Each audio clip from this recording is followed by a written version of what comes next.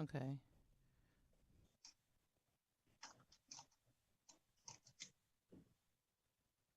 I can hear you better.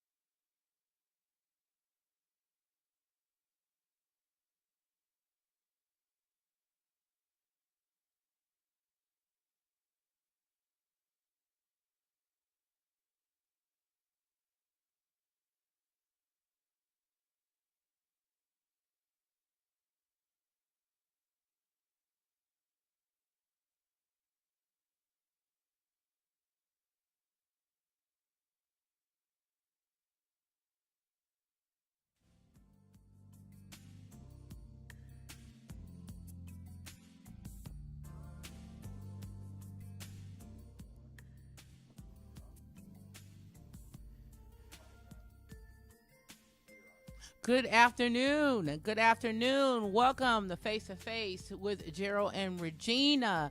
And as you can see, I am here today. Gerald, just pray for Gerald. He will be back with us in the next 2 weeks. But I am excited today, not only because of the podcast, but today is my birthday. So happy birthday to me.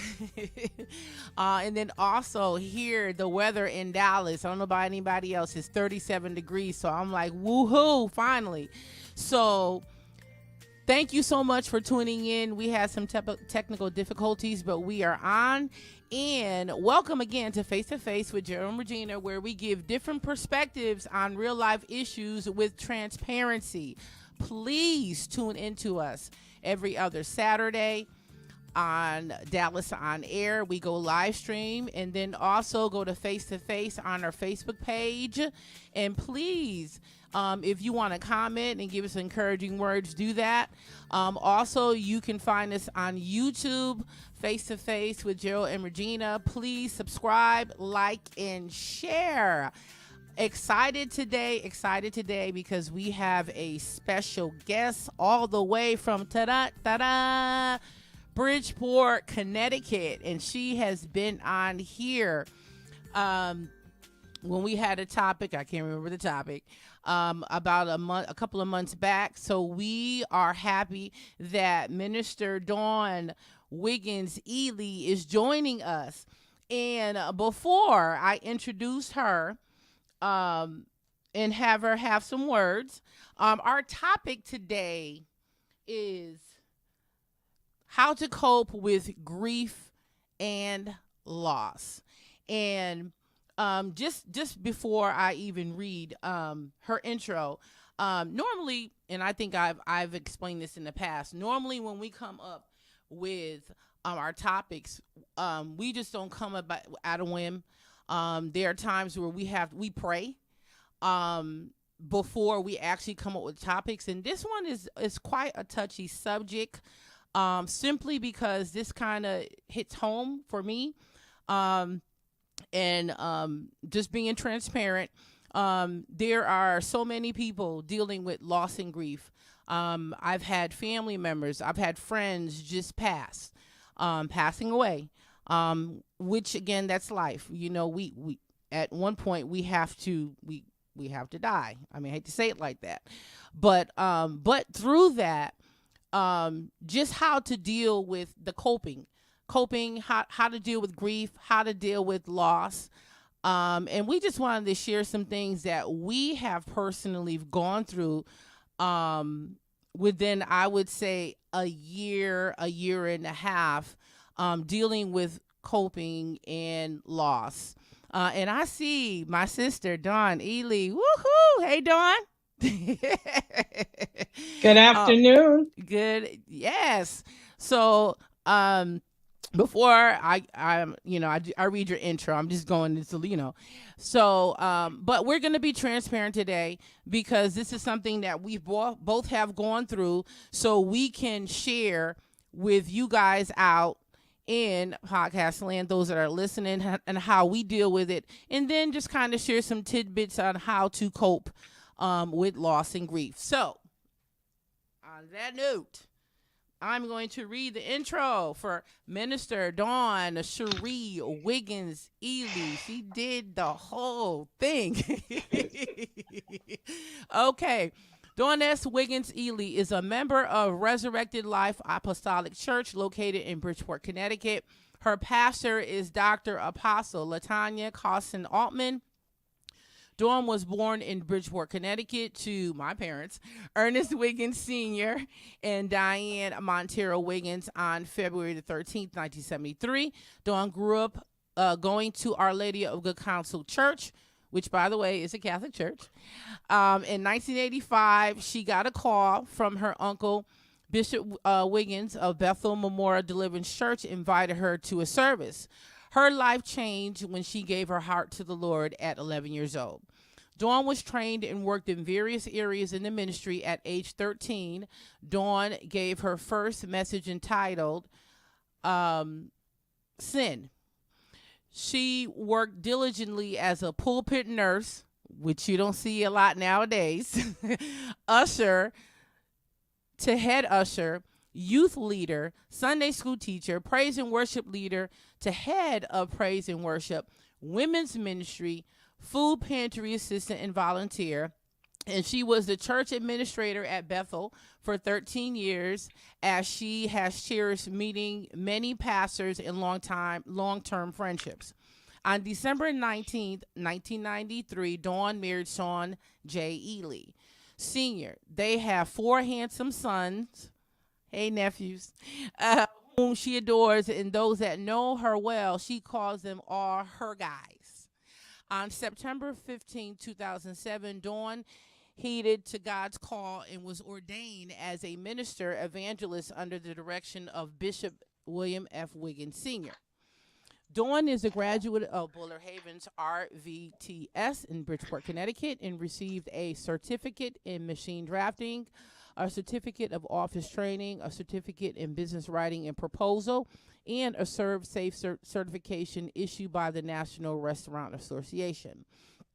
Dawn has 3 businesses under her wing. Now, I know about the 2, and I just seen the 3. So I have Comfort Zone Daycare, Heavenly Cakes. My sister is an awesome cook, and she can bake. She can bake some cakes. And the new Greedy D's coming soon. Congratulations. Dawn is a fighter with many challenges as a youth, 2 troubled pregnancies, 2 car accidents, a near fatal surgery where she was in surgical intensive care unit in 2011. She was diagnosed with epilepsy and dealt with depression. With support from family and loved ones, Dawn has been healed and is a overcomer. Yes, she is. Dawn's first ministry is her family. August 2019, while continuously encouraging and motivating others, God gave Dawn this ministry called Encouraging Hearts Ministries, ministering, counseling, and building people suffering from depression, lack, grief, and loss. Lifting and filling the hearts of men, women, and children through the word of God, praying and providing resources. Dawn knows with God on her side, nothing is impossible. Luke 1:37. On June 2nd, 2021, Dawn lost her beloved mother. Suddenly, while still grieving 9 months later, her husband of 28 years suddenly passed away. While still upholding herself and her sons, she continues to operate in ministry because not only does it bring healing to others, but to herself also. What Dawn always says is, the joy of the Lord is my strength. Nehemiah 8:10. This verse helps me keep her grounded and remember that God is always with me. So, I love that introduction. Without further ado, I want to introduce you to Minister Dawn Wiggins-Ely. You want to have some words? Hello. Yes. Certainly. Good afternoon, everybody in Dallas. I heard you said the temperature down there is 37 degrees. Woohoo! Yes. Well, up here in Connecticut, it is a beautiful, sunny 70 degrees Are you kidding in me? November. I was going to say in November, no way. Yesterday, it was rainy and it was still 65 degrees. So Okay. we've been having some beautiful weather up there. So it's a beautiful, sunny day. Beautiful day in the neighborhood. Thank you for having me on again. And I look forward to doing this again. But I want to say a happy birthday, my big sister. Oh, I thank love you. you very much. Thank you. And I appreciate you. And you look good. Oh, thank you. So do you. Yeah, Thank you very I much. got me a ball cut fade. You know me always. Every time I get hair, I just phew. So It looks good. I got mine cut a little lower today too, but it looks good. We wear the short hair yes, we do. very Yes, we well. do. So so today's topic is how to cope with grief and loss. And when coming up with this subject, there was two that I actually had. One was how to overcome struggles, and I'll probably still do that. Probably somewhere down the line. But I actually, when I narrowed it down, I thought of you.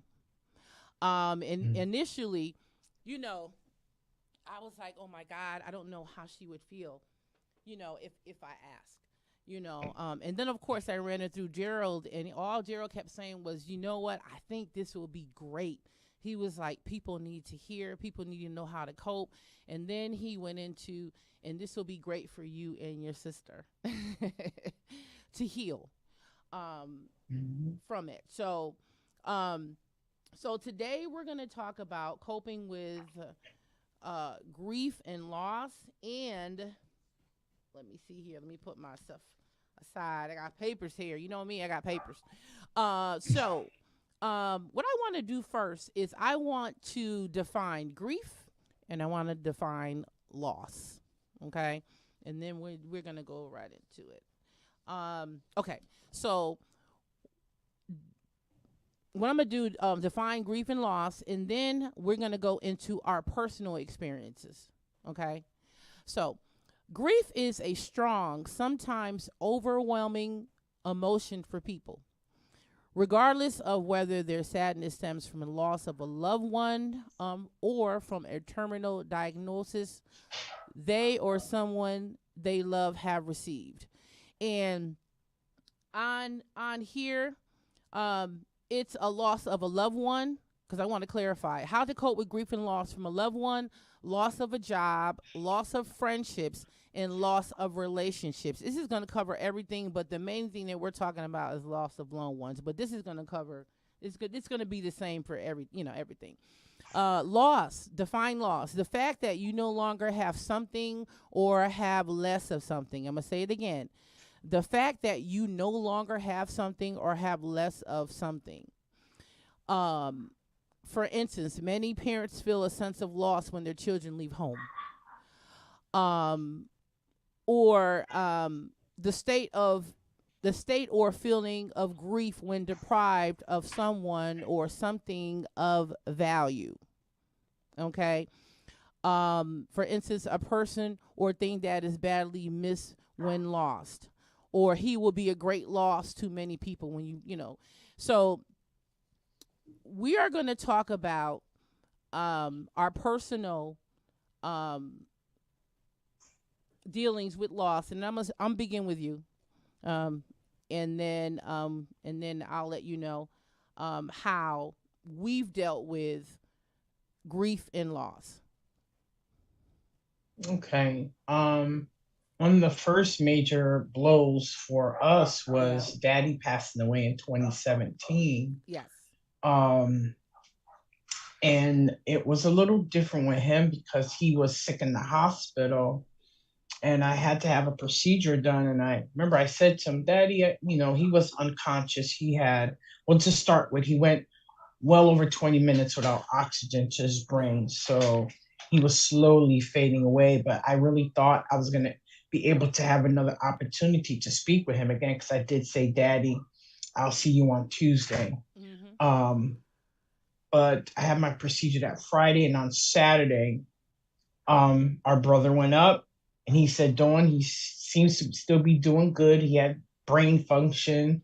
And then that night, we got a call saying that Yeah. everything has shut down Yeah, I remember and that. let you know you need to come up here to see him. Yeah. So we rushed to Waterbury, Connecticut, which is that night was pouring down rain, so we had to drive slow. So it took about, I think, maybe 35 to 45 minutes, which seems like the longest drive that I ever had to take in my life. Yeah. And that was a great loss. That's daddy. Yeah. Um, coping with that one. It took a while. Remember the longest cry that I had. I cried so much I actually went into a seizure, and my husband, really had to calm me down. But of course, I miss dad. He played a very important role in our lives, even in spite of uh, his issue that he had. He Yeah. made sure he provided for us. Um, Mommy, last year, June 2nd, would got a call at 5:02 a.m. I actually still have it on my phone. Our mother went to Costa Rica and got the call that she was not responsive. So I'm thinking they sent her off to the hospital.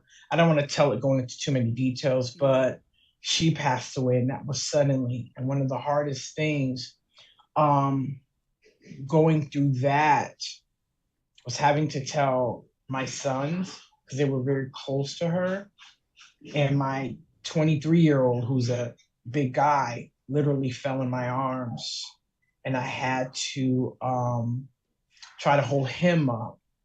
That was very hard, but I'm grateful that we did celebrate her 75th birthday, which was in March, Yeah. and she left in April to go to Costa Rica. That's where she passed away at, which was even worse because Yeah. she wasn't even this, and she was out of the United States. States.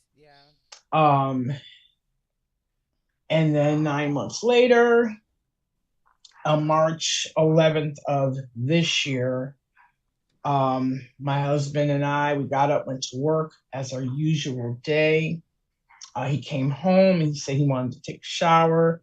And he got a little comfortable. He went and laid down and fell asleep. So I remember him waking up and he was like, well, I got to take a shower. And I teased him. And I'm glad the last few minutes we laughed and, talked to each other. I said, oh, go back to sleep. You're tired. And then within the next 20 minutes, he said to me, I can't. I'm having trouble breathing. I called the ambulance, and um, he went to the hospital, and I said I was gonna wait just a little bit because I knew they had to do all these different things. And then I got a call within 20, not even a half hour of him arriving to the hospital. He passed away. And again, I had to tell our sons that. They they called me and told me to come to the hospital, but they didn't tell me. They just said, well, we think you should come to the hospital. And I did that, and I'm thinking it was a little more serious. Yeah. But when I found out he passed, I had to call my sons again and tell them to come to the hospital. And I had to call my mother-in-law. That was so hard. Um, but coping with it, I'm still grieving Yeah. day by day. I feel a lot stronger. And just because I want to say this, just because you cry doesn't mean you're weak. Yes. Is because you're shedding your tears for the person that was I'll say for me, for the people who were very important to me. Sometimes you have to cry. You have to let it out. There's moments. I had a moment like last month. It was a favorite song my husband and I really loved, and that artist passed away. So I listened to that song, and before I know it, I was on my way to work. I was crying. Yeah. So you have to watch what triggers you.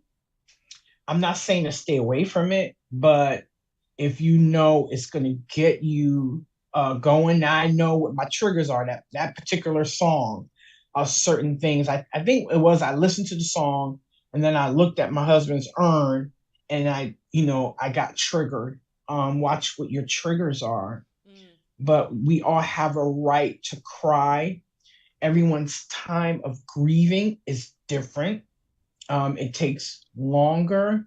But what I do say is when you have your grieving moment, don't stay there, Yeah. because you can get down and start crying. And I've seen some people get to a place where they cannot function. Mm. And when you cannot function, then that's when you really need to seek help. That's beyond grieving. Yeah. That's depression. Yeah. So I'll have my moments, but I make sure that I don't stay there. You have to allow yourself to grieve, but also come up out of it. Holidays are coming up, and I Yeah. try not to dwell on that too much. Um, my youngest son said to me a few weeks ago, "Mommy, I want to make sure that on Christmas that you do not shed a tear. I want you to be happy." And I Oh. want the same thing for them. Yeah. Yeah, so that's what I can say for now. It's been tough. It's hard. It's a physical loss to our household, the head of our house, A financial. financial loss. Yeah. It's a struggle, but you just learn how to every day, step by step, day by day, on how to be able to deal with it, because you never get over it. You just learn how to deal with it. Yeah. Thank you so much. I'm trying to hold back the tears here. No, I that's why I had to kind of pause a little bit. Yeah. Um for those that are tuning in, we're talking about how to cope with grief and loss, and we're being very transparent today. Um, and I don't want anybody coming on and be like, "Ah, they're Debbie Downers." We're just letting you know what we've experienced. All around us, when we look on media, I was looking at what is his name? It's not Offset.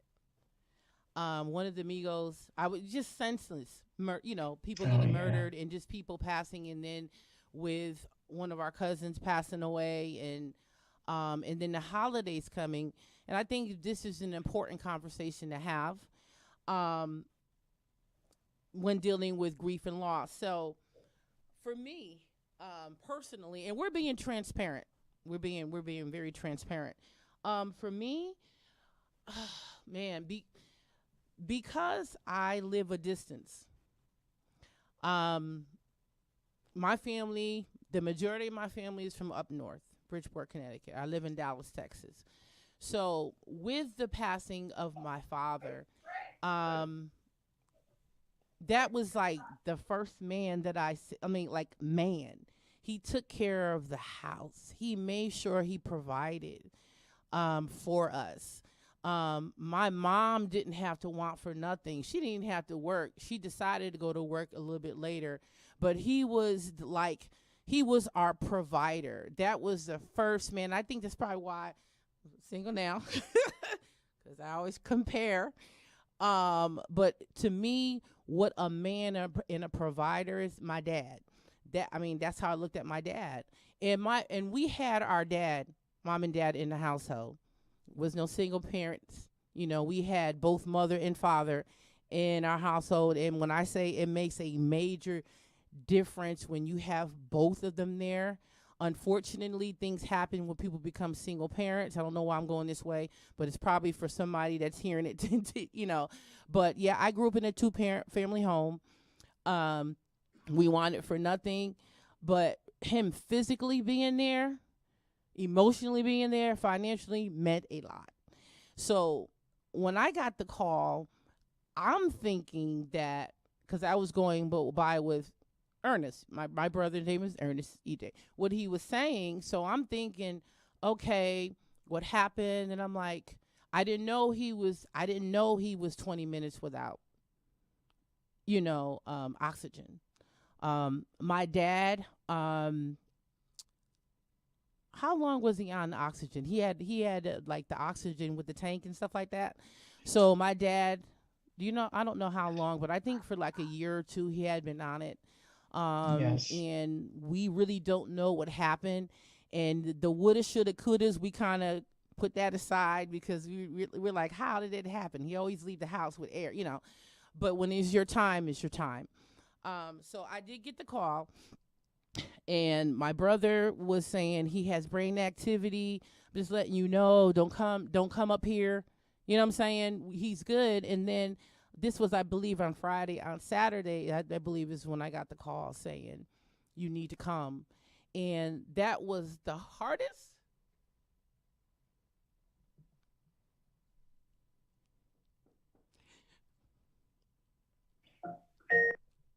That was the hardest, longest call.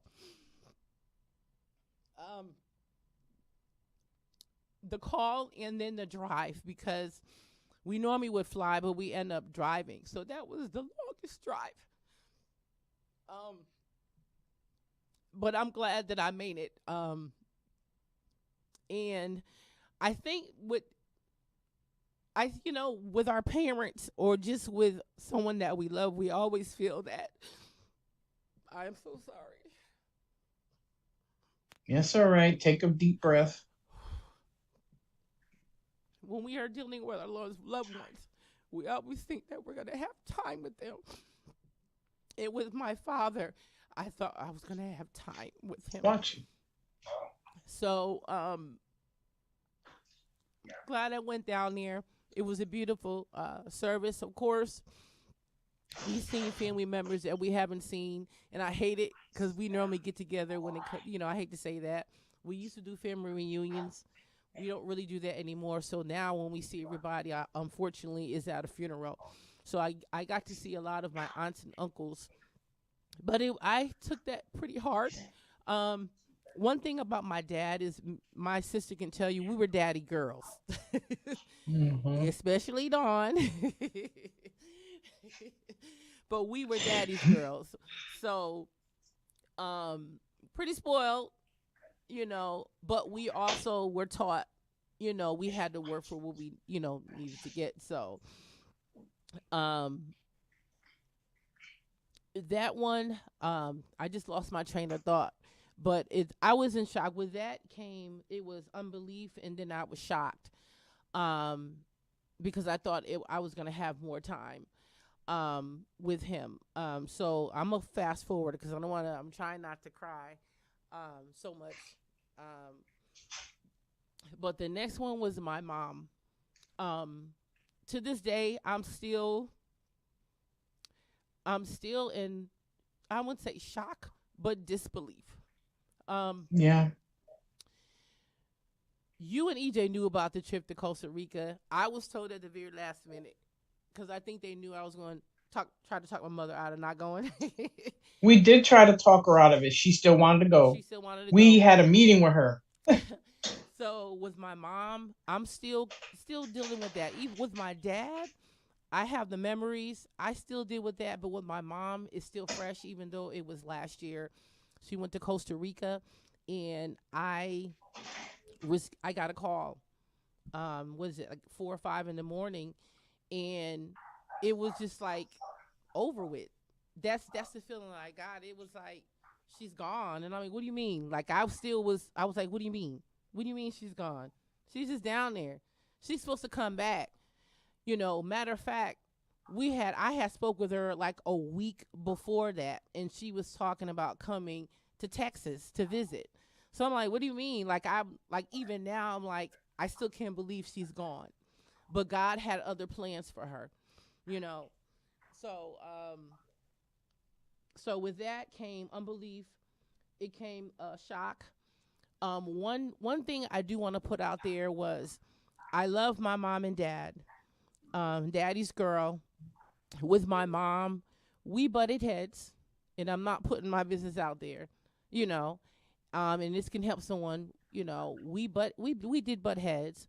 There was a distance at one point. I thank God in the last couple of years that we did get closer. We kind of put our Thank differences God. aside because we're grown adults. You know what I'm saying? I've always respected my mom. The honor has always been there, even though I didn't agree. And I'm pretty sure, with my mom the same way, but I've always respected and honored my mom. So I was happy that our last conversation with my mom was "I love you." Thank So God.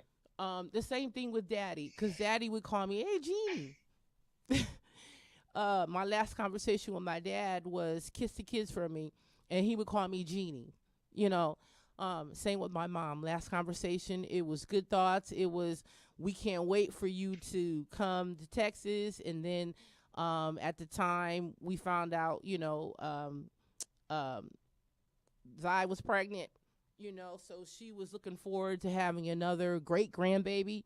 So to hear all of this, everything is going through my mind, and I'm like, Lord, I thank you that um, there wasn't a distance. We weren't mad at each other. You know, I just thank God that the last time that I spoke with her, that it was a great conversation. Um, and I know sometimes when we lose someone and we're grieving, a lot of people always look at the last conversation that they had, and sometimes you feel guilt. I did feel, I don't know why, I felt guilty also with mommy, simply because I felt you guys were there. So you guys had Mm, her around all the time, and I would just be able to just, and you would physically be there with her. And I just felt guilty simply because I'm at a distance, and I couldn't touch her. I couldn't hug her. I can just hear her over the phone, So with me, it was basically unbelief, shock, um, guilt, um, and then loneliness.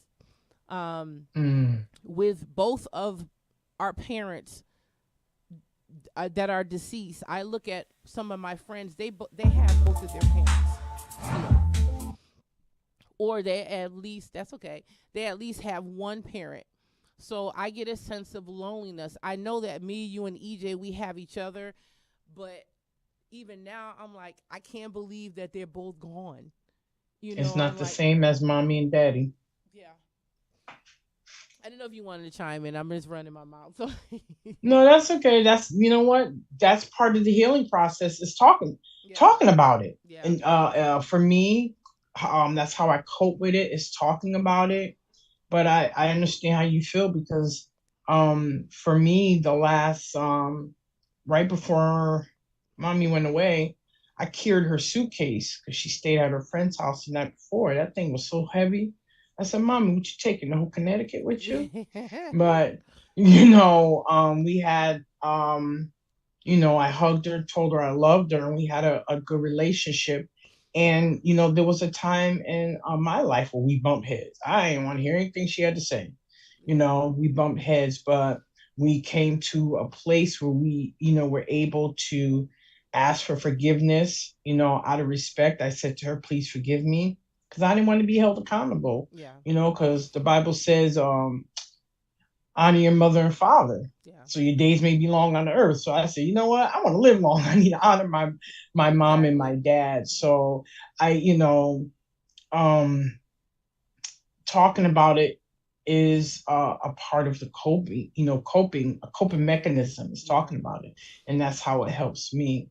But yeah, it's I look at people now who have both their parents, and I'm like, wow, I miss them. Yeah. You know, it's not the same. It would never be the same, Mhm. but also at the same time, we have to make new memories with our family that's here remaining. Exactly. Because I know that there's people that lose a family member, and again they stay there, They stay and there. they forget about those that are still living.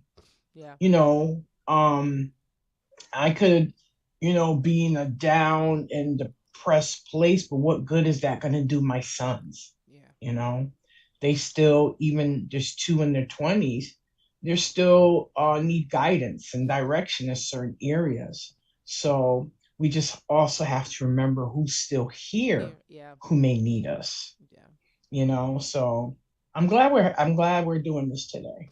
Yeah. I So am really I. I am. didn't think I was gonna cry. I was like, I am not gonna Yeah. cry. But daddy, his tank ran out of oxygen. Just to tell you the story real quick. He went to the doctor's office, but the offices, a lot of times they don't have a bathroom in the office. They give you a key and then they go out. Mm-hmm. So he went out and then they realized he didn't come back. And they found him uh in the restroom, passed out. So we believe his oxygen tank ran out of oxygen. Yeah. It's unfortunate. Yeah. And he was a good man. Yes. People always say Mr. Wiggins was so nice. He was a baseball coach.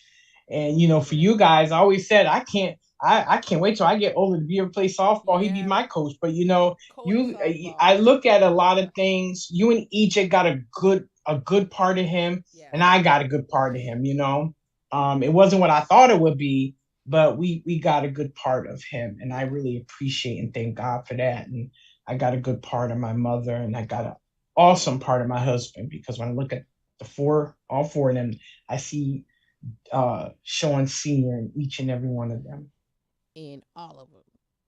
in all of them. Yeah, it's Looking a, just it's a like my piece of, brother-in-law. Yes. and they think they own me. Well, they're gonna look out for mommy. You know what I'm saying? Um, Yeah, the the last one is Sean, my brother-in-law, my sister's husband. Our relationship. Sometimes you see people they don't get along with their in-laws.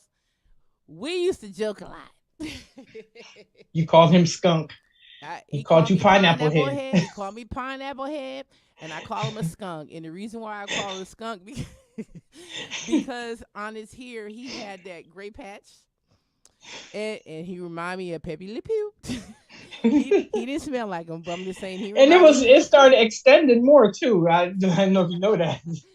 So we had a great relationship, and one thing I do appreciate is I know when I had went through when I had got married younger with Greg and Jasmine, and I needed a place to stay. I stayed with you guys, and I really thank God that He welcomed um, me in the home. Of course, with you, but you don't see that nowadays. Are your family member? She got kids. You want her to come over here? Nah, I don't like her like that. Them kids, and I'm serious. So I really appreciate it because he loved Greg and Jasmine and Yes, he was like a did. mentor to them. So it was like an Yeah. uncle slash father, so like a great mentor to them. So um, still in disbelief, and shock with him, because Yeah. numerous times he's gone to the hospital, and I didn't want to go into detail. And I'm thinking this time when he went in, I'm like, he's gonna be fine. He's gonna come out, and um, I think at the time me, Jazz, and we all cried. Even I think even Greg came over and shed a tear because he was like not only an uncle but like a mentor and a dad also in their life. So, um, still in disbelief over that. And I think I was more thinking of you and the boys, because he's been that rock, he's been that provider, he's another. Besides my father, there's my brother, who's a great example of how a man should be in the house as a provider, and the same with Sean. And I always use Daddy, EJ, and Sean as examples of how men, those are real men. Um, And you know what, Gina? I had it like hit me a few years ago. Sean was so much like daddy. yeah, A lot of times you have girls tend to marry men like their father. He was a lot like daddy, very humble, quiet. If he did raise his voice, then you really, ticked him exactly. off type. But he was a lot like daddy, very humble Laid and back.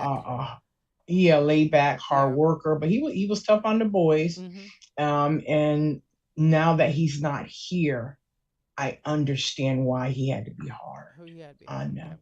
He's Yep. not here. And God also knows. You know what I'm saying? God also Hmm. knows. And I had to explain, even with Ricky. Ricky's 16. And every time I talk about going to, talking about death and, I'm not gonna always be here. Here come Jasmine. Oh, mom. I said no. I said it's something. I said I'm 55. You know what I'm saying? I thank God every day that I wake up.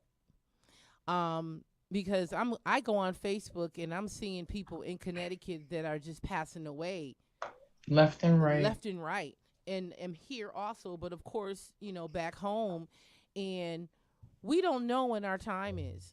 I'm telling Jasmine, if this happens, this is where my insurance is, and she doesn't want to hear that. And I told her I'm not trying to be morbid, but I just want you to be prepared. We all Yeah, have to go. We have to go one day, and we don't know when, unfortunately. Um, it's so true. so, um, even with Sean now, he's missed. Um, and I think with all three, especially mommy and Sean, I'm still dealing with it. Especially with mommy, the loneliness still. Yeah, I'll have outbursts still. Um, and still, I think I'm still in disbelief yeah, because I just was like, okay, Lord. And then I actually was getting angry at God because I was like, okay, Lord, she survived COVID. That was my mind frame. yes, I was like, she survived COVID at a time when it was really high. And she goes to Costa Rica and she's gone. And I'm like, Lord, I thought I would have at least 15 or 20. I'm being honest. I thought I was going to have 15 or 20 more years with my mom, and just for her to be taken, and that's how I felt at the time. And then over time, God was dealing with me, um, there were some things going on, and I just thank God, because sometimes it's better than to, if I won't go into detail with that. Sometimes it's just we ask God for healing of certain things, and His way of healing is for Him to call us home. yeah. So That's true. I'm gonna read. Um, there are some things to remember when dealing with loss. There's like 8 of them. And before I do that, I do want to open the phone lines. I always forget. I want to open the phone lines, to Dallas on Air. The phone number is 469-708-8609. So if you have a comment or if you have a question, please call in. Um, this is a great topic, as you know. Um, you dealing with two people that have, that are dealing with still with grief, and like we're coping with grief and loss, now. So please call in, if you have any comments, any questions, or if you want to encourage, if you want to add. And give you some time. 469-708-8609. I really like the points that you point out um when dealing with the loss and how you felt, because we never like really talk about it Yeah. as sometimes families should, because sometimes you're going through so much on the inside and you feel like you're alone, Yeah. and how you feel. Yeah. But it's really, really important to really share how you feel. Last month, I had a major breakdown. I actually thought I was going to tear my kitchen up, and my youngest son was happened to be in a bathroom. He heard me. He came running out, and he just held me in his arms, and I cried on his shoulder, and it hurt me to have your 16-year-old. He's gonna be 17 next week. He keeps reminding me to have to cry on their shoulder, because we carry the weight of the world, and because of what I was going through, Yeah. it's like you're putting the weight of the world on your teenager. So it's hard. It's hard, and I said I don't want to. go through that again, but it was, a stressful, you have a bill that's due, and, you're lacking in certain areas. And sometimes you just get to a point where Yeah. it's, it's like an explosion when you're trying to contain an explosion, Hmm. you know. And I felt bad about it, but I felt better after that. Okay. I felt better. Yeah. But I hated the fact that, my son had to, hear it, but he came running out and was right there. So, But it was um, something that you needed at the time, regardless of his age, yeah, for you to have a bit of I would say a bit of a breakthrough, um, in that area. Um, so, yeah. it was a breakthrough for me, because after I cried, I actually said, I am not going to be crying no more and worrying about certain things. I just have to, take it day by day, you know. And believe and But I'm have faith, grateful. and I know you Yep. are. I already know that you do, but just believe and trust in God that God has your back and He has a way of escape or a door open. And I'm speaking from experience because I'm divorced, but I'm also a single parent. So and I do understand, and that's why what I was saying when he passed, I was grieving for him, but then also for you because you're used to having him around, and I'm not bringing anything up. And he was the breadwinner, and you did work, Yeah, but he took care of things financially. So it is a loss financially. You losing a loved one, it but then is. also a loss financially. But just basically taking one day at a time and just believing and trusting in God. You Yeah, and that's what I did. And I, I'll, I mean, I'll tell you later on if you want me to say now. But that very next day, God blessed me tremendously, Amen. where somebody blessed, God touched somebody's heart and blessed me tremendously, where that weight lifted up. Um, and even a few weeks ago when I had COVID, I ran out of sick days, and just said, you know what? I'm not worrying about nothing no more. I'm done. Yeah. And God, blessed me. So I really just had to, you know, we say we trust God with our mouth, but we don't with our heart. Mm-hmm. And that's where I had to really get to a place of that place and say, Okay. you know what? I'm just not going to say it. I have to mean it from my heart. Amen. Amen. So, So I'm yeah. looking at the time. So what I'm gonna do is I'm gonna go over. It's 8 things to remember when dealing with loss. So the first one is, and I was looking at this, and I was kind of a question mark. It won't feel like this forever. Okay. Grief is like waves. Grief is like waves, and then crashing at the shore. Part of what people find helpful is riding the wave. And that may sound kind of weird. And I'm using it as a metaphor because, we used to go to the beach a lot. We used to go to the beach a lot, Seaside Park. And then understand it's coming up, the wave, and you try to find support. Take care of yourself and allow it to go. Okay? That's the first one. Second one is you can handle it even when you feel you can't. It's human nature to want to avoid painful experiences. When we lose someone important to us, we may feel like we won't be able to cope with the pain or grief. But we only learn about our capacity to handle things by moving through them. Okay? The third one is be gentle with yourself. And this is more about self care. Grief is exhausting.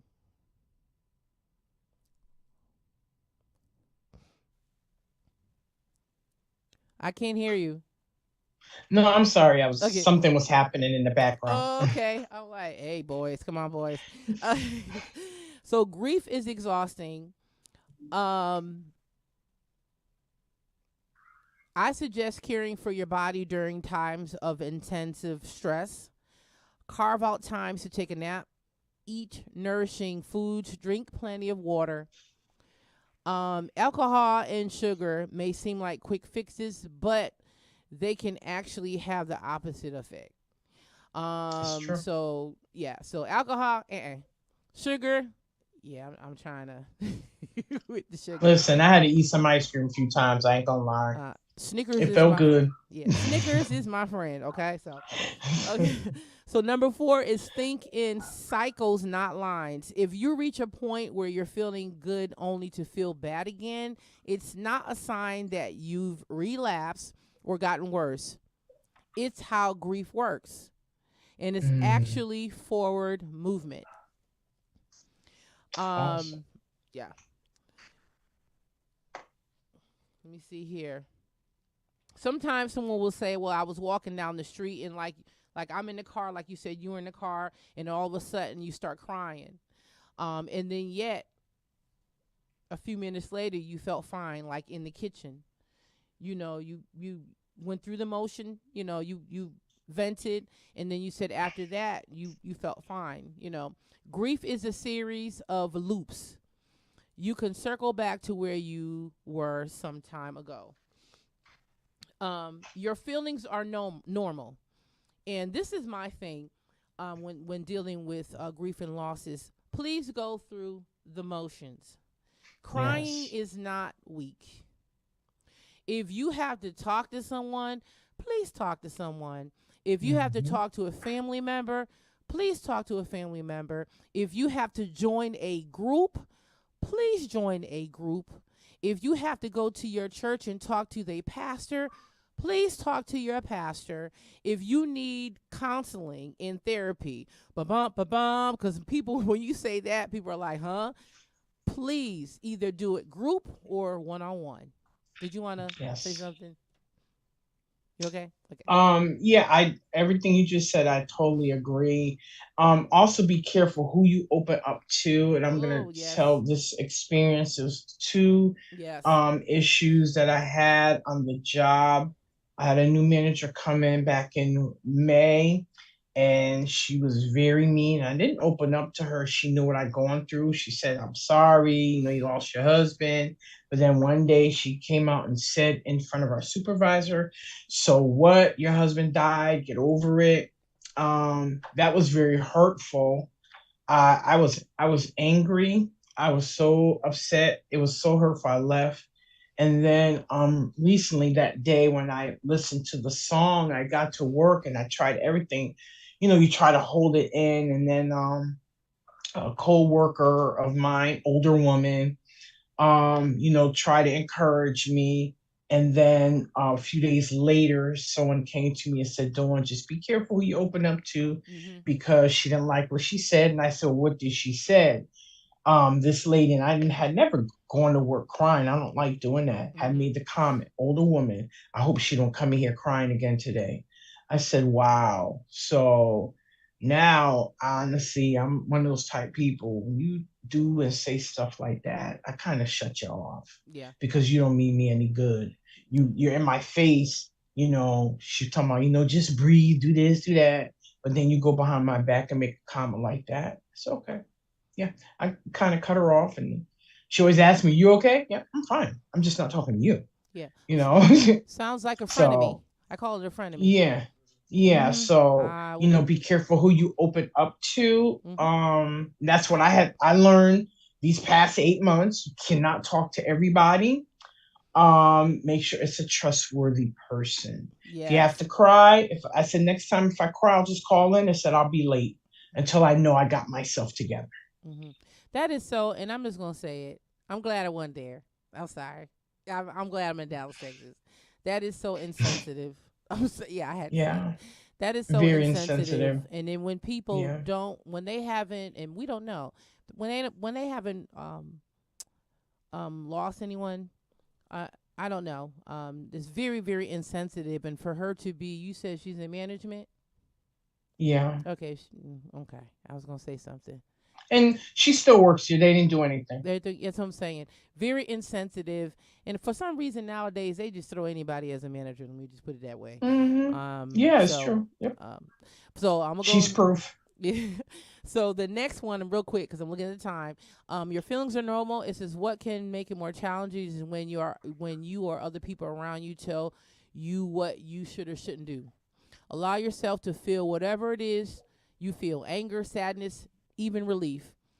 The emotions that accompany grief are all valid. Everyone comes to their loss experience with their own story, their own unique context, and meaning. Whatever they are feeling at a given moment, it all makes sense. Okay. Hmm. 6 is how to move forward. There's no getting over the loss of a loved one. Instead, you can find ways to incorporate the loss Yes. into your life as you move forward. Grief is natural response to loving someone. Seventh one is you're not alone. Leaning on a family in time of grief and loss would be beneficial, or a trusted person, like you said, or like a pastor, a close confidant. There are support groups at church. Seeing a therapist or counselor would be an excellent choice. Support is there for as long as you need it. And then the last one is hold on to the memories. Yes. Hold on to the memories of that loved one. Um, and one thing I wanted to say is, it said instead you can find ways to incorporate the loss of the the loss into your life as you move forward. I think I'm doing that right now, where I'm quite. I was telling before I came here, I always, sometimes throw off topics or what I'm about to say in front of Jasmine or sometimes Ricky, and she got it. I said, basically, I'm dealing with it. I'm not forgetting it, but it's like I'm incorporating it into my life, but I'm still moving forward. And I Hmm. think that's what we both need to do. But we're gonna have our moments, and I would never deny anybody their moment. I mean, so the last one is hold on to your memories. And I want to, because I'm looking at the time, I'm gonna have to leave. We're gonna have to go, but hold on to your memories. I want you to um, expound on that one. Hold on. If you have a picture, if it takes a picture for you, if you have to get a little trinket or something, just always hold on to the good times. Don't hold on to, oh, well, maybe I should have did this or maybe I should have that. For a moment, I didn't go in the ambulance to the hospital, my husband. I said I was going to wait about an hour. I said I knew it was going to be a long night, which it turned out to be. I'll take a little nap. In the beginning, I said, well, maybe I should have came. But then someone said, maybe it's better you wasn't there. It probably Mm-hmm. would have been worse. So when I really thought about it, I said, I guess it is better that I wasn't there. So don't hold on to or maybe I should have this or maybe we could have did that or spend more time with them. It Mm-hmm. is what it is. They're no longer here. At the end of the day, I still have to live. I said that to my kids when my mom passed away. They were Mm-hmm. very close to her, and I say that with their dad. But you know, um, you have your moment. Go ahead and do it. But at the end of the day, we still have to live. You still have to I live. still have to go to work, and Mm-hmm. it's not going to fall from the sky. I still have to keep moving forward. There's still goals that even though it was goals that we wanted to meet, but then now it's me. There's Mm-hmm. still goals that I have set for myself Yeah. that I still want to go ahead and move forward in. It doesn't mean I've forgotten anybody or I don't miss my husband or my mom or my dad. I still have to begin to move forward. And it does take baby steps and day by day. Amen. Amen. Well, this concludes. We'll probably, I'm gonna see if we can do a part two. But this That'd be great. concludes our topic on how to cope with grief and loss. And we thank our special guest, Minister Dawn Wiggins-Ely, all the way from Bridgeport, Connecticut, coming and sharing and being transparent. And for those of you that are out there that have experienced this, those that are listening, of course, we would like for you to engage by calling, but I'm hoping that you take something from this and just please pray for us. And pray. If you know Yes. somebody lost a loved one, just pray for them. Ask God, Yes. for direction. And then to those that are feeling depressed and down, um, find someone that's a confidant. See if you can see a therapist. If it's to the point where you're depressed all the time, you need to seek therapy. You need to seek therapy or counseling. If you're at church, see if you can go to your pastor. And I think that is about it. I love you so much, Dawn. Love you. Did Love you you. want to Thank say you for anything having else? me. You're welcome. And tell the boys I love them too. I will. Happy birthday again. Oh, thank Looking you. like you 25. Thank you. Bye bye, you All right. guys. Love you. Love you.